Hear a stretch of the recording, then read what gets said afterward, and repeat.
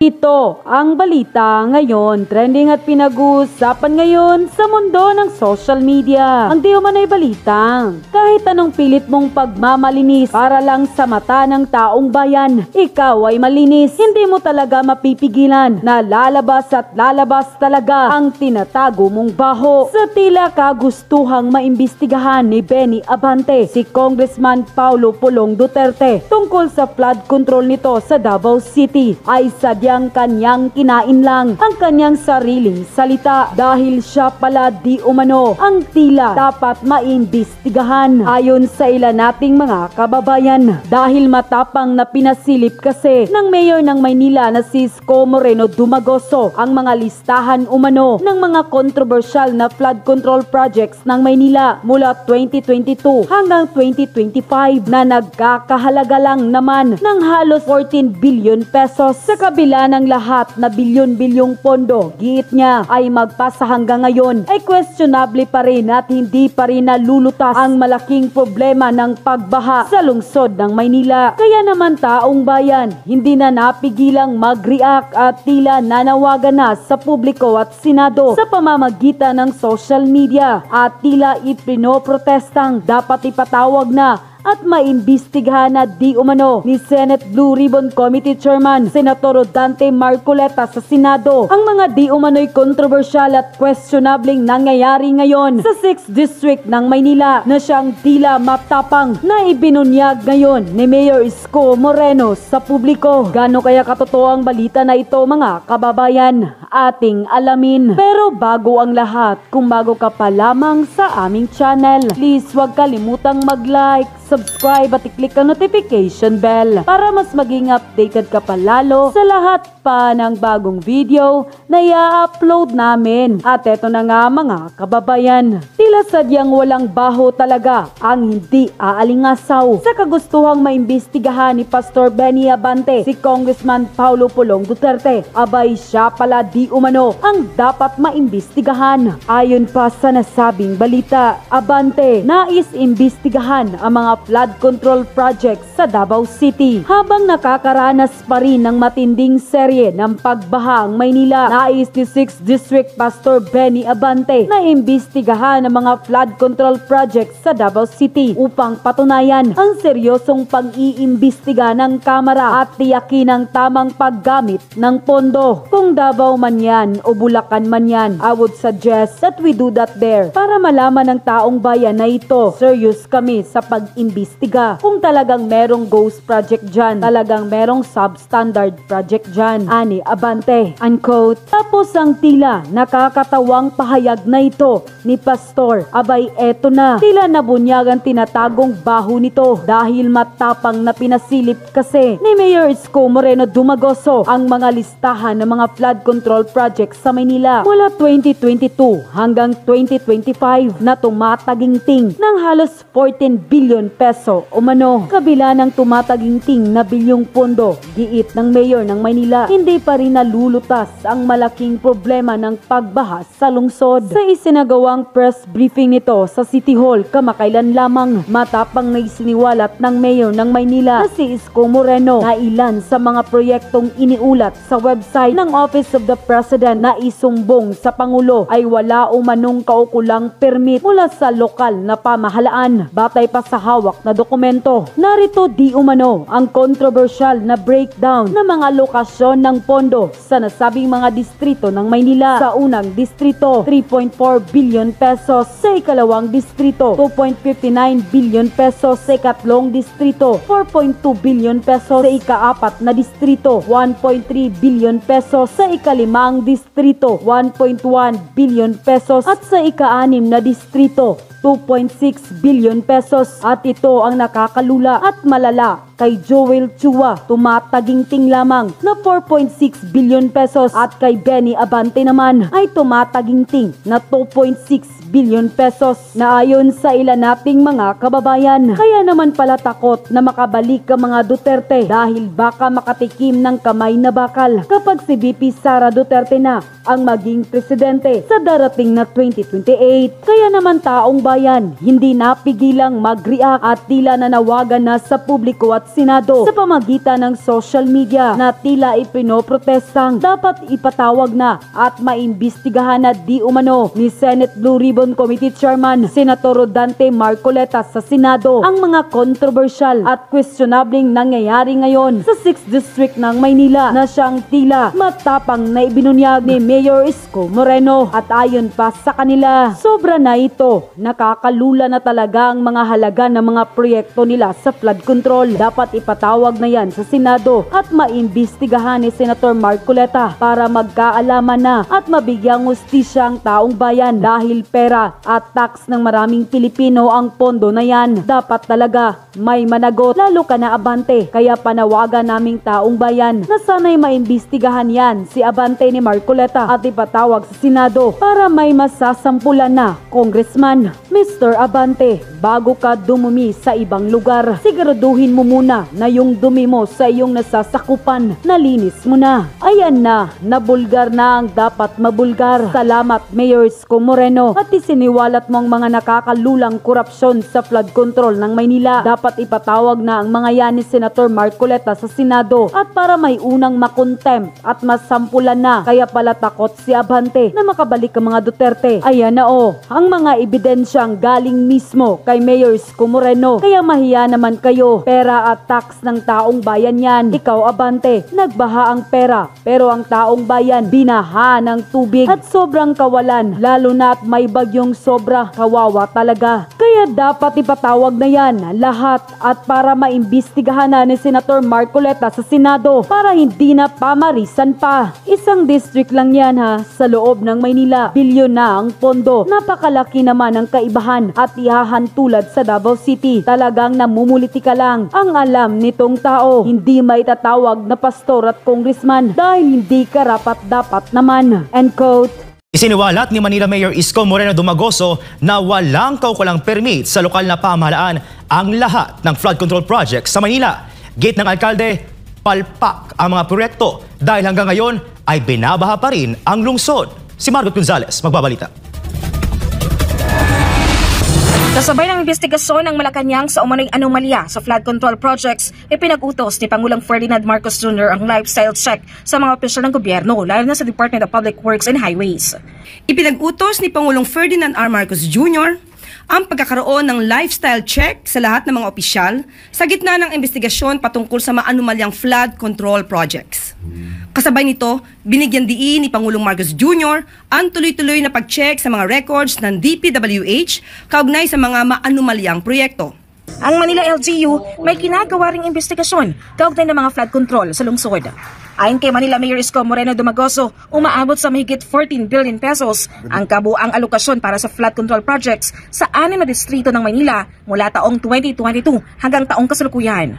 Sa kabila nito, palpakaan niya ang mga proyekto dahil matindi pa rin ang mga pagbaha sa Manila sa tuwing umuulan. Ang siste pa na pag-alaman ni Mayor Isko na ang lahat ng proyektong ito walang permit. Bumaha ng pondo sa Maynila, bumaha pa rin sa Maynila.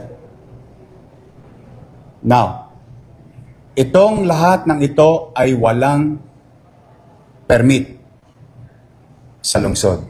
Ulitin ko, bumaha ng pondo sa flood control sa Maynila, amounting to 14 billion, and yet the people of Manila and those people studying, working, doing business, going in and out of Manila continue to suffer with the flooding.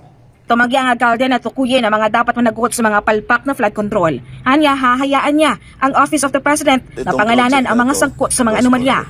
Ayokong pangunahan ng Pangulo sa investigasyon na ginagawa. I think they have more resources to tell the people who is liable or not, who've done projects properly o baka meron ding guni-guni. If I may borrow the words of the President. Pero bago ito una ng sinampahan ng Manila LGU, ang kontratista na Chelsea Construction and Supply ng patong-patong na reklamo sa prosekusyon dahil sa pag-iba nito sa Rizal Avenue Sports Athletics Complex o RASA Covered Court sa Santa Cruz, Manila para sa pagpapatayo nito ng 145.5 million na multipurpose building. Hindi umano ito kumuha ng demolition at building permit sa lungsod nang gawin ang demolition at simulan ang naturang proyekto. Pagka ordinaryong tao, hirap na hirap kumuha ng permit sa Maynila o sa local government. Pero pagka malalaking kumpanya, parang pinabaliwala nila ang pamalang. Nadiscovery ring hindi pa aprobado ng OP ang nasabing multipurpose building at kabilang ang Chelsea Construction sa listahan ng mga nakakuha ng proyekto para sa flood control kung saan nakasecure ito ng 1.43 billion projects. Sila ay mga kumpanyang nakasama sa mga binanggit ni Pangulo at reported sa website ng Office of the President. Yung what you call isumbong mo sa Pangulo. Yes. They're one of those. Gate Moreno, ito pa lang ang simula ng serye ng aksyon ng LGU laban sa mga kontratistang lumalabag sa regulasyon at hindi kumukuha ng kaukulang permit. Ito ay umpisa ng mahabang journey of local government unit going after to the contractors without seeking necessary permit and complying with rules and regulations. Sabi siguro ng Diyos, bigyan nga natin leksyon nito si Marcos dahil nagbulag-bulagan sa pagka-presidente niya. Opo. Bigyan nga natin ng leksyon, paulanin natin ng todo at para maprobahan yung pinagyabang niya na 5,500 flood control projects. O bumaha ng todo. So, doon niya na-realize, wala naman palang flood control. Opo. So, sinong may kagagawan? Siya kasi, hindi niya pinag-aralan yung pinirmahan niya na budget na pagka-pirma niya doon, maging General Appropriations Act na yon, mali-release yung mga pera na yan at nilustay ng mga contractor. Of course, these contractors, ang usap-usapan dyan, karamihan dyan, nagbibigay na ng advance doon sa mga tao na may responsibilidad na mag-insert ng mga pondo. So, nakakatakot itong nangyayari ngayon sa ating bansa. In 3 years' time, 1.2 trillion. In 15 years, total of 1.9 trillion, MJ. Galing yan kay Ping Lacson. Kakampi ni Marcos yan si Ping Lacson. Sa issue po ng flood control, kayo po ay dating congressman. Ano po itong naririnig na pag nalalahat kasi sir, pag sinabing congressman, equals flood control, equals corruption. Ano ba sa iyong stock knowledge, sir, yung galawan dyan sa flood control at bakit nagagamit yung issue na yan para gatasan yung pondo ng bayan? Well, malaking diferensya nung panahon namin at ngayon. You know, in fact, Senator Ping Lacson said it in a way of comparison. Ang sinabi ni Senator Ping Lacson ay for the last 15 years from I think 15 years before this issue, ang nagasto na pera sa flood control ay 1.9 trillion, no? At doon sa 15 years na yan, sa 3 taon magmula ng 2023 up to 2025, ang nagastos ay 1.2 trillion. So, kung i-minus mo yung 1.2 trillion sa 1.9 trillion, mukhang 1.2 trillion sa 3 taon lamang. So, talagang nakakatakot na MJ ang paglustay ng pera ng bayan at napunta sa... Kasi nung kami ang mga members ng Congress, ang allocation, in fact, this was already decided. Kasi nagkaroon nga ng Janet Napoles. Ito, times 200%